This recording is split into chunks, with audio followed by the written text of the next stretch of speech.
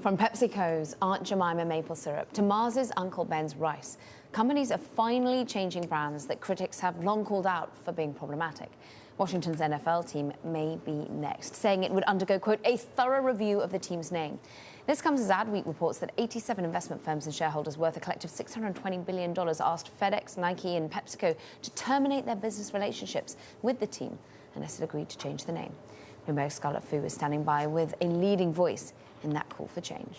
Thank you, Caroline. In today's Bloomberg Equality, our conversation about the bottom line impact of diversity, I want to welcome Crystal Echo Hawk. She is founder and executive director of IllumiNative in Tulsa, Oklahoma. Crystal, good to speak with you. The president is weighing in on this, tweeting that sports franchises name teams out of strength and not weakness, and that they're caving into political correctness. I would argue that it's corporate America that pushed Dan Snyder to commit to a review of the name. You've called upon PepsiCo, Nike to pressure the team. Now we see Target and Walmart pulling team merchandise from their online shops. Do you see companies as ahead of or behind the curve here? Well, thank you first, Scarlett, for having me on. And I think we're excited that the companies are finally joining us in this movement. And I think it's important for people to understand that this has been a movement that Native leaders have been pushing for nearly 30 years. That really began with people like Suzanne Harjo and others. I mean, this has gone all the way to the Supreme Court. Native leaders, Native Americans across the country have been calling for the end to all sports mascots, to the Washington to change its name, to change its racist logo.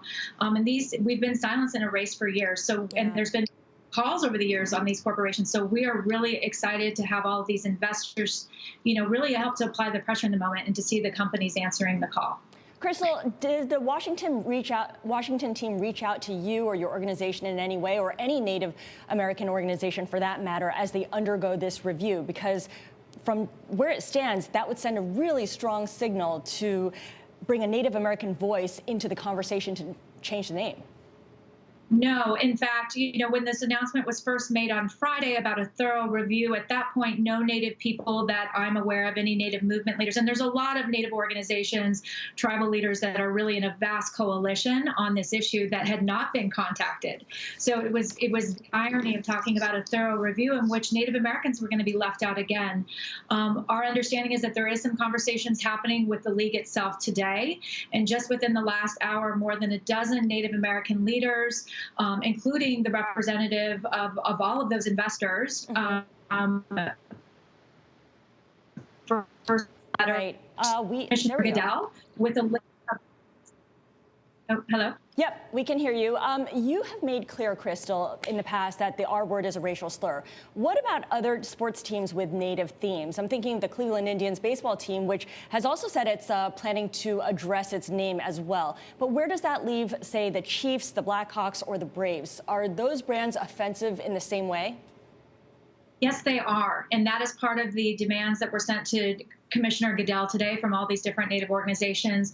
We're calling on a complete ban and elimination of all Native sports mascots, from the racial slur that is the Washington football team name to all Native imagery, and also everything associated with these gestures from fans, right? From the tomahawk chop to red face. Red face is blackface. R word is the N word. And what science has shown, there's been recent studies published, that Native mascots cause psychological harm, particularly to Native American children. We found increased incidences of suicide, anxiety, suicidal ideation, and it's also been shown to advance bias amongst non-Native people. So the science is there, Native Americans are there saying it, and now we're calling upon all professional sports leagues to follow suit, to really finally listen to Native Americans, listen to the science, and be on the right side of history. And I think fans can really, why would fans want to be part of sports traditions that actually are really harmful to children, right, and to another people? And I think we're in a really exciting moment where everyone can step forward and be on the right side of history with this one. I'm wondering here, just playing devil's advocate, is there a path forward for teams named after Native American tribes or themes to keep that association in a respectful way, in a way that honors your community and gives you representation? Really the science shows, and I think, the Native Coalition that we're a part of, we don't feel like there's any good, honorable way to honor Native peoples, right, with mascots. Again, the science shows that these things are harmful, right? They lead to cultural appropriation. They lead to a lot of, hate rhetoric, right, by rival teams. There's really nothing that is good that has really come out of this for Native peoples, and there's different ways to honor Native peoples, right? We are contemporary. We want to be honored in representations that we consent to, that celebrate our people, and we're not a mascot or a caricature for anyone. Now, the teams can change their names and their mascots, but the fan base may be a bit resistant to all of this. They can continue calling the name by its old name, the team by its old name, and continue wearing their old gear, and also engaging and participating in offensive gestures like the tomahawk chop that you were referring to. How do you think stakeholders, from individual teams to the league perhaps, to even broadcasters, should address this when it happens? Well, the first thing I would call upon all broadcasters, all reporters, is when reporting on this issue around the Washington football team, we ask you to no longer say the R word. The R word is the N word, right? And so it's really about changing norms. And we need people to stop using that name. It's highly offensive. We're calling on the team not only to change the name, but we're calling on everyone to stop using it.